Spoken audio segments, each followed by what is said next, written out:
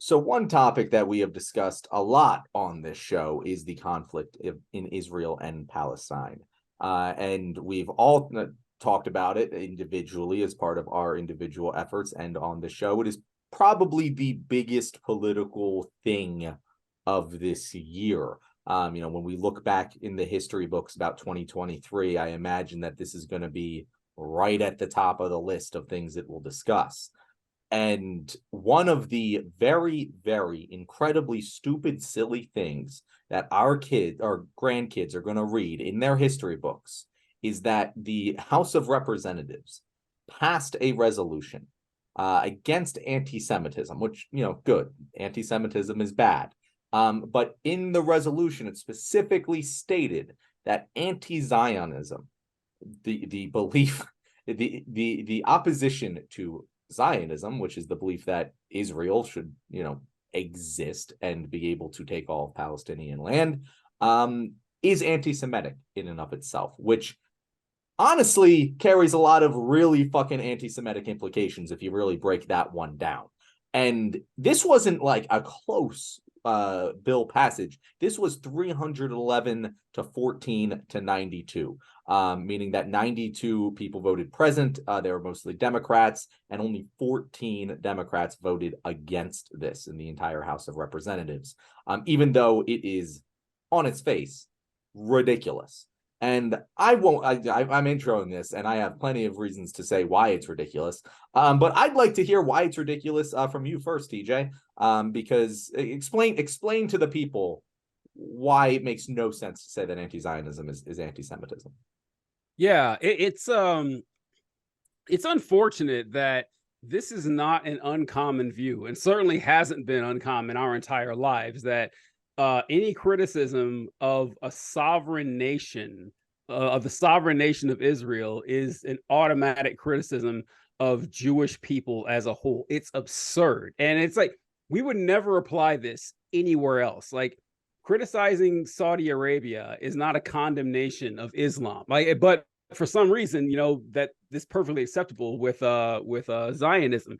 And what's weird to me when I heard about that, I guess it's not weird, but it's something that's always baffled me, is I don't see the necessity of these just gestures of condemnation. And governments do it all the time. Like, our governments, like our Congress, will always come out with a resolution saying we condemn this or we support this. Like, the official stance of the House is that we are behind this. And I was like, I don't care. I don't. I mean, your actions are what matter. Like, saying that you're against or for something doesn't mean a thing to me. I don't know why we burn calories trying to do this.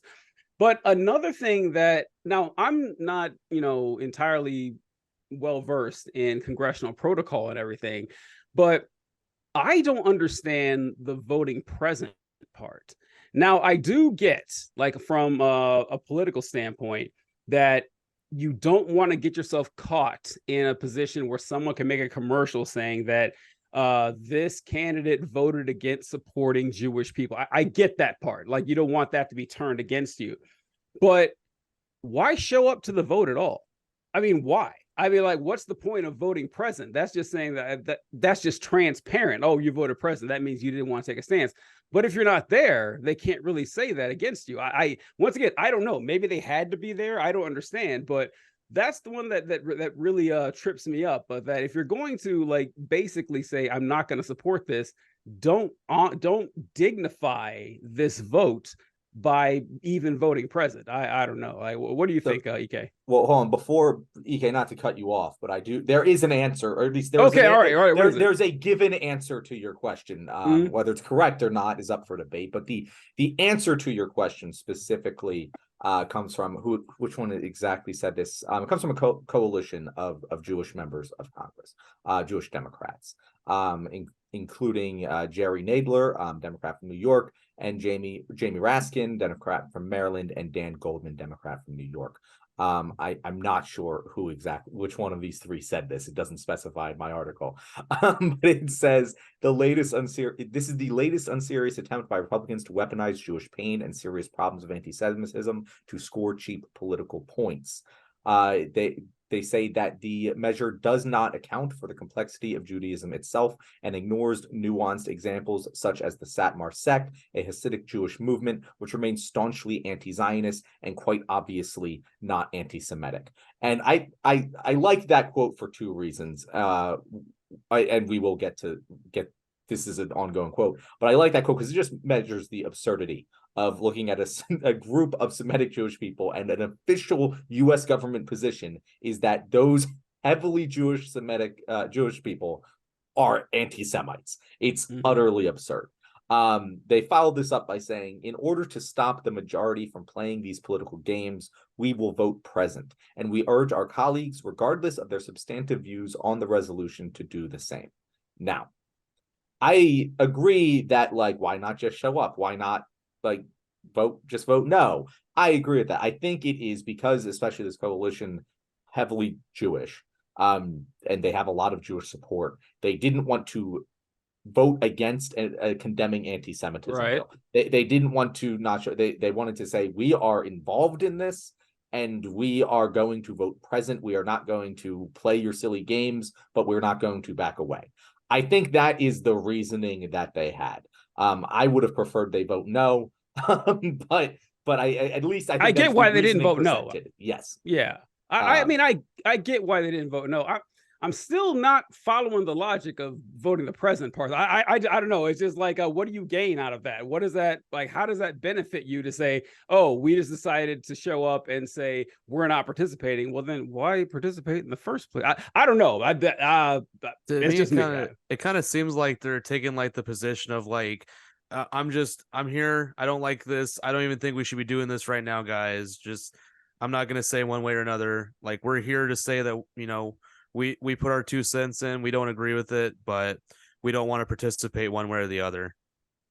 Yeah, I kind of have a theory on it where I think a lot of them know how they're polling right now, especially those who have a lot of like pro-Israeli donations that they've received to their campaigns. And I think it's some of them seeing a lot of the backlash that is coming at them with all the phone calls and the protests and everything. And so, but they're afraid to vote no. Maybe they can't vote no because they have sort of a loyalty issue through AIPAC or J Street or whoever else they took money from. Or maybe like they want to try to use that, you know, in the future when they're campaigning, sort of like how Bernie was the only one who voted against the war. It's like, oh, well, you know, I didn't vote for, you know, saying that anti-Semitism was the same thing as anti-Zionism or something. I think it's just sort of a hedge that they have. Listen, maybe I'm just crazy here, but I can't imagine that saying I was there and I didn't take a position on it makes you look better than saying, oh, I couldn't vote on it, I wasn't there. Like, that seems way better to me. Like, that makes a lot more sense. My daughter was getting married. Who knows? Like, people miss votes all the time. So I just don't know like what benefit you get from saying I didn't take a position on this. It's like, I don't know. That's just me, but it's a very like, I don't get it. Yeah. It's so weird. Like, it's like, just vote no. I mean, like it's kind of like you wanted to vote no, but you were afraid to. Exactly. Yeah. Doesn't help me at all either. To me, it makes it look worse. Like, it makes it look worse. That's like you wanted to vote no, but you didn't have the courage to do it. So if that's the case, just don't show up at all. I think that looks better, but who knows? I'm just one guy. For those wondering, the 13 Democrats who voted against the resolution were Bonnie Watson Coleman from New Jersey, Rashida Tlaib from Michigan, Ayanna Pressley from Massachusetts, Alexander AOC, don't make me pronounce the whole name, from New York, Summer Lee from Pennsylvania, Raúl, I'm so sorry, Representative Raúl Grijalva. I really apologize, but I hope you understand that I don't know how to pronounce your name at all. That's a nice white boy pronunciation. I know. I'm so sorry. I'm so sorry. I couldn't get AOC right. You can't really get. Jesús, Chuy, García from Illinois, Jamaal Bowman from New York, Gerry, Connolly from Virginia, Cori from Missouri, Emmons, Missouri, right? That's where Cori Bush is from. Yeah. Pramila Jayapal from Washington, Delia Ramirez from Illinois, and of course Ilhan Omar from Minnesota. The one Republican who voted against this was Thomas Massie, proving often that many people can be right for the wrong reasons. But yeah, the guy is like a Nazi. That's why he did it. Yeah, he voted against it because he's actually anti-Semitic. Yeah, broken clocks and everything. It's actually funny. I have seen conservatives. This is a weird issue where I have seen some conservatives, like people who I usually think are idiots, actually going to bat for Palestine. Sometimes it's because they see the similarities with Ukraine and they're just like, oh, well, if I'm against supporting Ukraine, I need to be against supporting Israel. But I have seen like what's his name? Shields. Yeah, Candace Owens. That's a great example. He was a UFC fighter. Jake Shields. He's always like in the conservative like Twitter realm, and he's been heavily pro Palestine and all of this because they're just like, oh no, this is dumb. Like this one, like as soon as you like know all of the information, you kind of look at this and go like, this is dumb. It's dumb to call Hasidic Jews fucking anti-Semitic. It's the dumbest thing in the entire world. Can we all just agree that this is stupid? I don't know. I really feel like this entire vote, like you said, TJ, I actually disagree that it is irrelevant for these things. I think it's irrelevant for domestic policy. I think it is actually very important for Congress to state officially how they feel about foreign policy and international disputes such as this, because what America thinks officially is very influential across the entire world. And so like simply America stating we condemn XYZ impacts so much.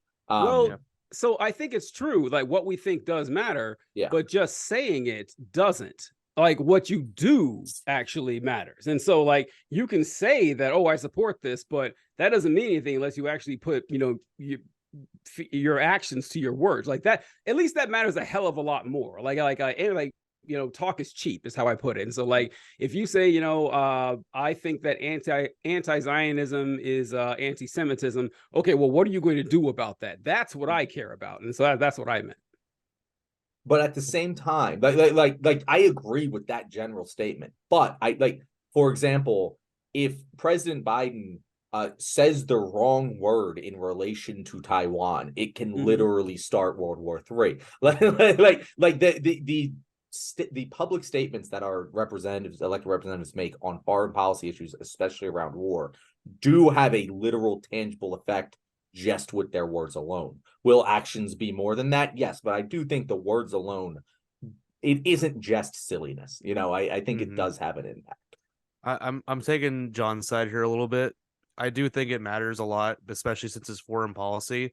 60% of foreign policy is just our image and how we, what sides we take and what we say we're going to do. And then a lot of the legislation kind of like is based around that. Is a lot of it just like them already saying what we know? Yes, but there's too much impact foreign policy wise for them to take a side, for them to say like we unapologetically back Israel in every way, and anybody that disagrees should be penalized if they're a public representative. That speaks volumes, and I would honestly argue that in itself is an action. Them going out and saying publicly we support Israel, and if you don't, then you're anti-Semitic, is in itself an action, even if it's not actually a direct policy. Like the two things I forgot. There was well, all right. So one, I wanted to hop on something about Candace Owens here. So okay, so with the whole strange bedfellow thing, like, okay, so if you listen to what Candace Owens is actually saying, like she'll say something about like Israel Palestine for like 2 sentences, and then she just immediately centers herself in it because she's actually just mad she rightfully got called anti-Semitic several times for being anti-Semitic in the past, and now this is just something that she can just kind of slide in and be on the correct side for once. And she's like, yeah, what Israel's doing in Palestine is bad. This is just like back when, and it's just a whole bunch of anti-Semitic shit. So do not give her credit for just like they're just co-opting something that's happening that just kind of fell into her lap as a reason for her to be anti-Semitic. Her reason for being on our side is just purely based on anti-Semitism. But there was also a measure earlier this year where the House passed a resolution saying that Israel wasn't a racist or an apartheid state. And it's like, what country am I living in? It's like I'm living in somebody else's fascist country. Like that is some shit that happens in a fascist country. But it's like, but I'm not living in the country that is the fascist country doing the shit, but I'm still affected by their fucking fascism. And it just pisses me the fuck off. Yeah, it's funny you bring up fascism because I view this resolution as essentially doublespeak. I mean, that's basically what it is at the root of it. It's them saying that any kind of criticism towards Israel means that you hate Jewish people, and in itself is anti-Semitic, like we were talking about, because it generalizes the entire group known as Semites or Jewish people.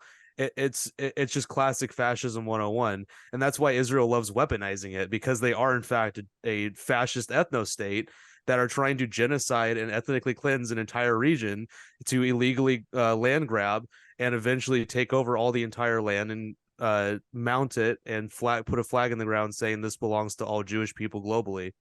That's their intention. I mean, and there's been so many different reports coming out saying, no, Israel's model is to intentionally target civilians with the hope that it makes the civilians soften up to Israel and reject Hamas, which is multiple layers of stupid. Literally every single invasion and every single war that even America has gotten involved in will show you the complete opposite. Our involvement in Iraq and Afghanistan increased terrorism. Yep. The increase in militarization and occupation does not lower terrorism. It makes it worse. You just keep kicking the beehive and thinking that it's not going to keep stinging you. I guess if you stomp it into complete non-existence, it'll stop stinging you. But then we have this giant international crisis. It's just a lose-lose scenario. And I really feel for the Jewish members of Congress too that have to get stuck in this, where it all gets focused in on their identity. They get sucked right back into the identitarianism, the very same fascism that we're worried about. They get sucked right back into it. And their response is, I don't want to say no to the anti-Semitism bill, but I also need to have my voice heard. And in order to do that, they had to do the present vote, because if they weren't present, their words would have not been on record. I think that's probably the main reason why they did that, rather than just staying home. Rory, I think that you absolutely nailed the answer to the question DJ posed there, because I think that is probably the thing that is real. I mean, I can't read minds. If I did, I wouldn't be here right now. But I think we are going to chat a little bit more about Israel and Palestine, because you brought up some good points there that are unrelated to this bill that I want to discuss. So if you guys are listening to this right now and want to hear that conversation, make sure to hit subscribe, hit that notification button so you know when that episode comes out. Thank you guys for watching, and we'll see you again soon.